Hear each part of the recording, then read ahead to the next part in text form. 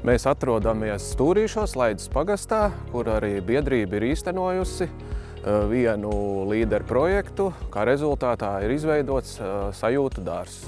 Kopumā ar līderu projektu rakstīšanu, apgūšanu mums ir pieredze jau ilgadīga. Ir realizēts vēl viens projekts Laidas skolā adresē, kā rezultātā ir izbūvēts lifts, nodrošināt pieejamību un piekļuvi visai ēkai.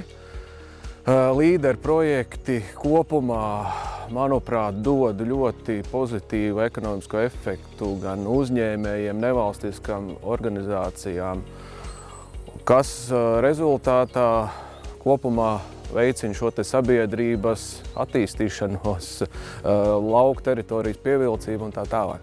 Programma būtu nepieciešama noteikti turpmāk, jo šī programma papildus varbūt jau esošajiem dažādu Eiropas fondu projektiem ir tieši mērķēta uz lokālām teritorijām, lokālām vietām un ir tuvāka vietējiem iedzīvotājiem.